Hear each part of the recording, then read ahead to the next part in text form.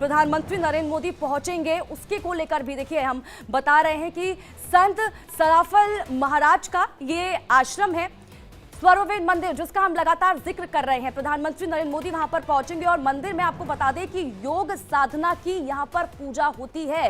प्रधानमंत्री नरेंद्र मोदी आज इस मंदिर में भी पहुंचेंगे और आपको यह भी बता दें कि दुनिया का सबसे बड़ा मेडिटेशन सेंटर भी है।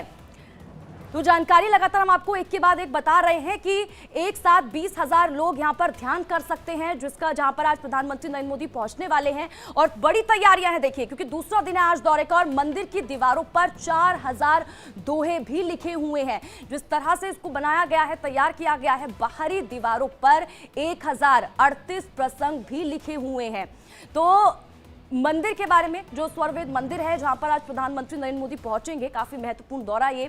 आपको ये भी बताते चले कि रामायण और गीता, महाभारत के प्रसंग भी यहां पर लिखे हुए हैं दीवारों की, जिनकी हम बात कर रहे हैं। दीवारों पर वेद और उपनिषद का ज्ञान भी यहां पर लिखा हुआ है। जब लोग यहां पर पहुंचेंगे तो उनको भी पढ़ पाएंगे, ज्ञान ले पाएंगे। इसके बाद देखिए, मंदिर निर्माण पर 1,000 करोड़ का खर्च हुआ है। इसके निर्माण कार्य में जिस तरह से मंदिर को भव्य तरीके से बनाया गया है, उसमें 1,000 करोड़ का खर्च लागत आई है।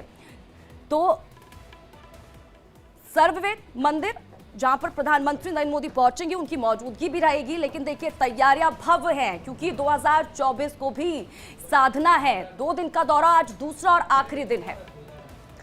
और इसमें ज्यादा जानकारी के साथ अपूर्वा हमारे साथ बनी हुई है। अपूर्वा, क्योंकि जिस तरीके से सर्ववेद मंदिर का उद्घाटन आज प्रधानमंत्री नरेंद्र मोदी करेंगे, बीते कल हमने देखा था कि तमिल संगमम का जिस दौरान उद्घाटन हुआ तो उस दौरान एआई टेक्नोलॉजी का भी इस्तेमाल किया गया था ऑडियो को तुरंत ट्रांसलेट करने के लिए। तो बड़ी सौगातें अपने साथ लेकर के एक बार फिर से प्रधानमंत्री अपने संसदीय क्षेत्र पहुंचे हुए हैं, और क्या क्या अपडेट है आपके पास?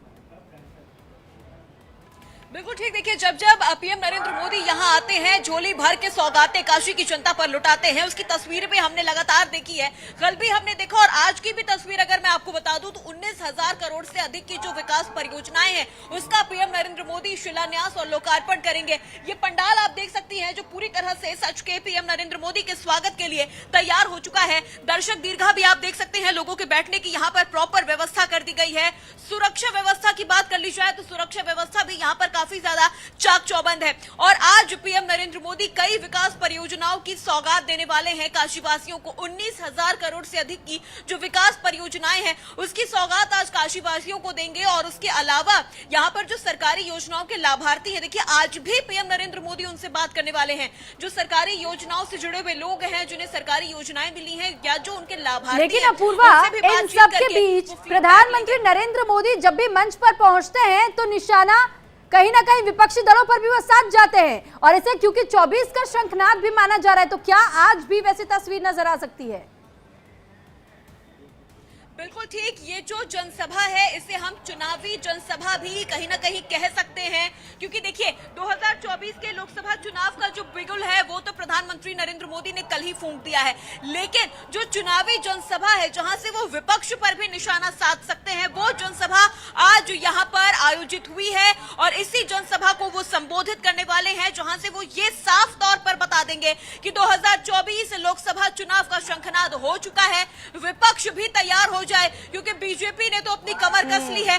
जिन जिन सीटों पर, वाराणसी की जिन जिन सीटों पर बीजेपी अभी थोड़ी कमजोर है, उन सीटों पर सबसे ज्यादा फोकस बीजेपी का रहने वाला है। और कोशिश ये रहेगी कि उन सीटों पर बीजेपी इस बार पहले से भी ज्यादा बिल्कुल अपूर्वा, सही कहा आपने, फोकस उन सीटों पर जहां पर कहीं ना कहीं पिछली बार अगर हम बीजेपी की बात करते हैं तो कहीं ना कहीं वो सीटें निकल गई थी, कमजोर थी पार्टी का। इस बार फोकस उसी पर है। ठीक है अपूर्वा, बहुत बहुत शुक्रिया इन तमाम जानकारी के लिए। आगे भी जुड़ेंगे, अपडेट लेते रहेंगे। फिलहाल बढ़ते हैं आगे और अब रुख सीधा मथुरा का करेंगे। यहाँ पर श्री कृष्ण जन्मभूमि के सर्वे से जुड़ा ये मामला और इलाहाबाद हाई कोर्ट में आज अहम सुनवाई होने जा रही है। बड़ी खबर, तो शाही ईदगाह मस्जिद के सर्वे का तरीका, और आज ये तय किया जाएगा कि आखिर ये सर्वे कैसे किया जा रहा है। 14 दिसंबर को सर्वे की अर्जी कोर्ट ने मंजूर कर ली थी, कमीशन को मंजूरी मिली थी, लेकिन आज आखिर कौन सी तकनीकों का इस्तेमाल किया जाएगा सर्वे के लिए, इस बात पर फैसला सामने आएगा।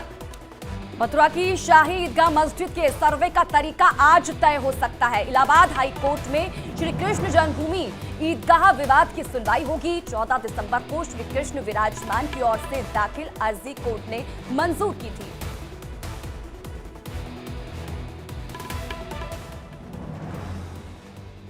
तो अब हाईकोर्ट में आखिर किसने क्या कुछ दावे किए हैं ये आपको बता देते हैं। हिंदू पक्ष की तरफ से कई बातों का जिक्र किया गया, शाही ईदगाह अवैध कब्जा कर बनाई गई है, जबकि मुस्लिम पक्ष ने कहा कि तथ्य को तोड़ मरोड़ कर पेश किया गया। हिंदू पक्ष का कहना है ज्ञानवापी की तरह साइंटिफिक सर्वे हो, तो वहीं मुस्लिम पक्ष कहता है कि बाहरी याचिका को बढ़ावा नहीं मिलना चाहिए। हिंदू पक्ष कहता है कि हिंदू प्रतीकों को नुकसान पहुंचाने की कोशिश है और साथ ही हिंदुओं को पूजा करने से रोका जा रहा है। तो मुस्लिम पक्ष कहता है कि प्लेस ऑफ वर्शिप एक्ट का पालन किया जाना चाहिए, उल्लंघन नहीं होना चाहिए। तो हाई कोर्ट में दोनों तरफ से तमाम तरीके की दलीलें रखी गई है। हिंदू पक्ष मुस्लिम पक्ष अपनी अपनी बातों को सामने रखता आया है। औरंगजेब ने 1670 में मंदिर को तोड़वाया था, लेकिन मुस्लिम पक्ष कहता है कि मंदिर को तोड़ने के ऐसे कोई तथ्य कोई आधार नहीं मिलते। हिंदू पक्ष जहां एक और कह रहा है कि अवैध तरीके से यहां पर कब्जा करके और उसके बाद निर्माण किया गया था मस्जिद का, लेकिन 1968 का भी जिक्र मुस्लिम पक्ष यहां पर देता हुआ नजर आता है। और चलिए बढ़ते हैं आगे, रुक इस वक्त की एक और बड़ी और अहम